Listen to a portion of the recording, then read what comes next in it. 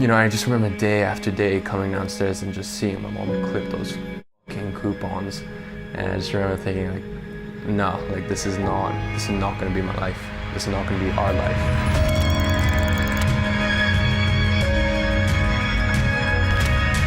You know, if I don't take care of my family, even though it's just me and my mom, no one is.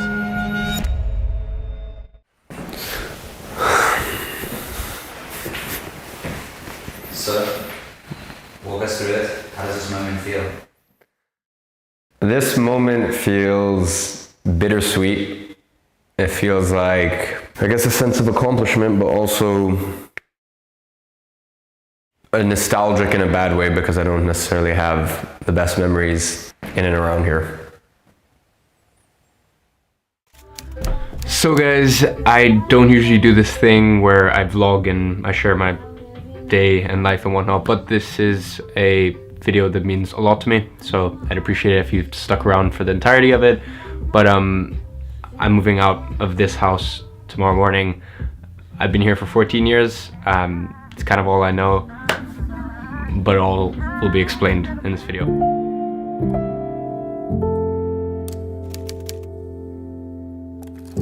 After a couple years of dating, my stepdad and my mom moved to London, and we ended up living on the street in his house. Listen, back then, 20 years ago, of course, it was nice living in London, living in an expensive area. But my house was not a home. My house was not a place that I was particularly happy at. So I grew up in a house like this with, it's crazy, with no warm water, with no heating. When my stepdad found out I was starting a business, he cut off the Wi-Fi. The walls were caving in. In my room there was mold. It was a shit show.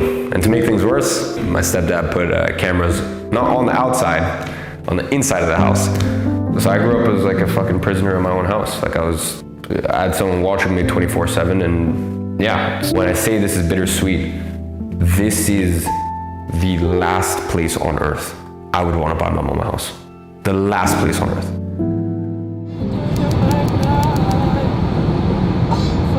Family office manages the wealth of families, except my family is just basically me and my mom. So today I'm just making a very big purchase.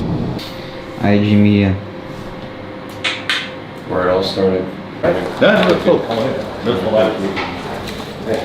Look, central London residential real estate is probably one of the safest asset classes in the world.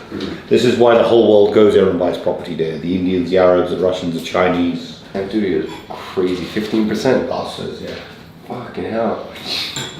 So after everything's all said and done, it'll probably be closer to, what, $4 million Yeah. for the purchase? So once I got to a certain age, basically my stepdad divorced my mom, and my mom got a letter through the mail from his lawyers that basically said, you have 7 days to leave the house. She lost her home. So at that point, obviously, I didn't know how long it would take, but I promised her that I'd buy her the house. And I didn't think I could do it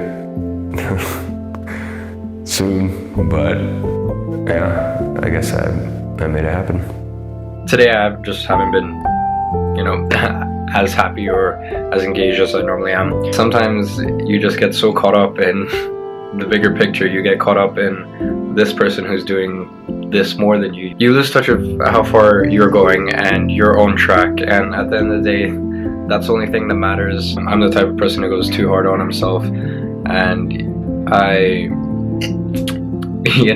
sort of discredit what I've achieved so far, which in the scope of things to me isn't that much considering the vision I have and what I want to do, but it's still something to be proud of, and that's something I need to remember for myself. So if you're in the same position, be proud of where you are and keep moving forward, but don't forget what you've already accomplished and achieved.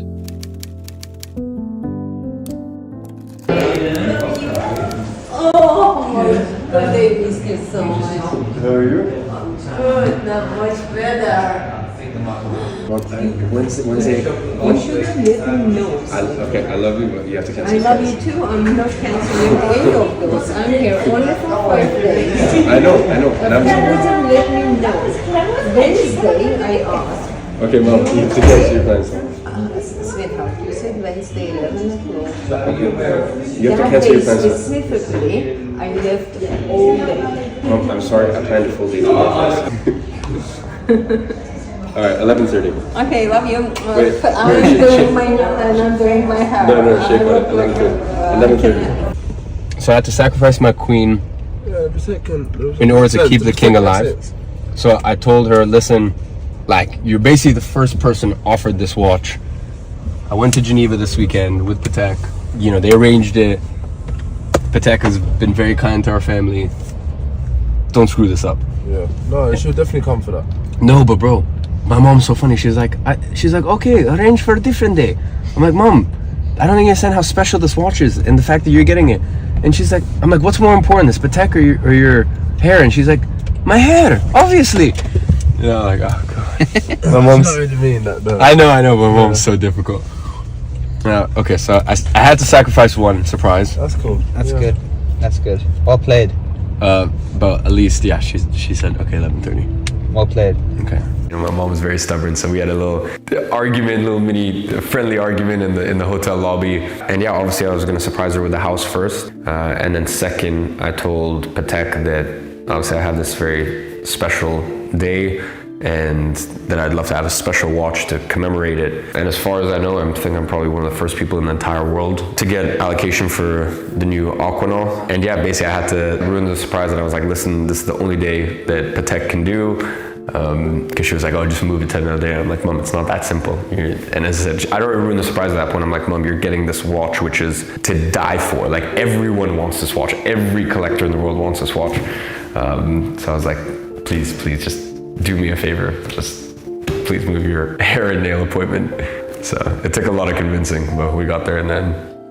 July 2019, as I don't know when you're watching this, July 2019 was the first month where I actually managed to hit $100,000 profit from the agency. It just totally expanded my perception of what was possible with this agency business model.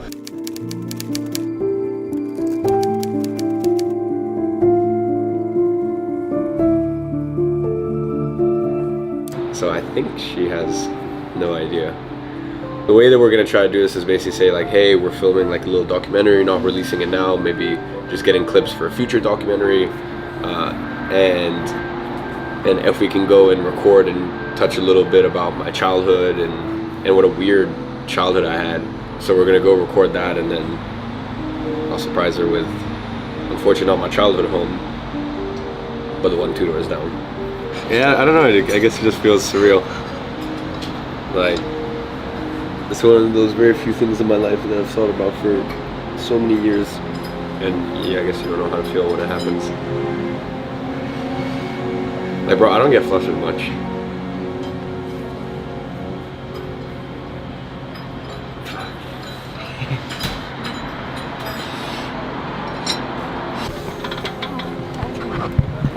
Nice step. Hello. Hello. Hello. How are you? But you love Dubai. Look at that. You love Dubai. You wouldn't want to, like, living here, you wouldn't want to live here. I do. Look at the trees, fresh air, park. Yeah. Oh my God, this is a heaven. We're filming a little documentary thing, but not for now. Like, it's gonna release in like a year or 2 years. Okay. But we just need to start preparing it. So we're gonna go to just outside my first school, Oh goodness. talk about that, and then just outside and talk about that a little bit. And talk about that real quick. Just 2 quick things. The other one we won't have time for, but would have been nice, is the bookstore I also used to go to. Like, you know, the used bookstore in Brixton. Brixton Bookmongers. What a sacrifice I made for that. Cancer in my beauty treatments. I'm sorry you had to cancel your beauty treatments. Cass, when are you going to be there? Like 10 minutes? Only a quick thing. Yeah. I'm sorry to interrupt you. I'm just not myself, and I'm aware there is a camera staring at me. Well, you don't want to come? I have no idea, my heart. It's a big part of my life. It's pretty much the only home I know as a home. Yeah. as a family home. Yeah. I lived there almost 20 years. And coming back, it just makes me emotional, and I just rather live. Yeah. I rather live.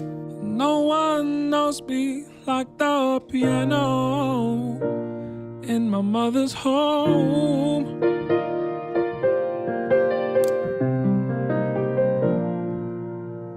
You know I left, I flew the nest, and you know I won't be alone. And in my chest, you know me best. Do you remember when we picked you up for lunch and I made a comment? I was like, "You're the queen," and you said, "Yes, a queen without a castle." And in my mind, I'm like, it's on its way. Now I have the castle. No one knows me like the piano in my mother's home. Obviously, she was very shell-shocked, I think, taking her to a very dark place and then springing up that surprise on her. I mean, she told me that on the day, obviously, she didn't really take it in properly, and also, you know, with cameras and stuff like that, she hates being on camera.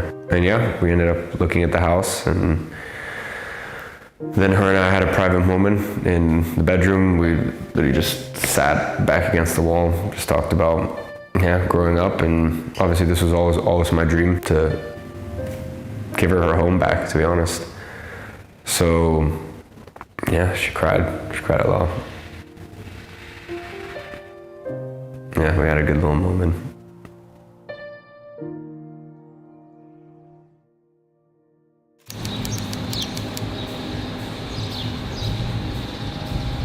Hello. Hello. You okay? How are you? I'm amazing. Good. Are you good? Done. Yeah. Signature, That was love. signature. You are now the No, owner no. of a Bugatti. Bugatti. You're now the owner of a first four-bedroom, your first home.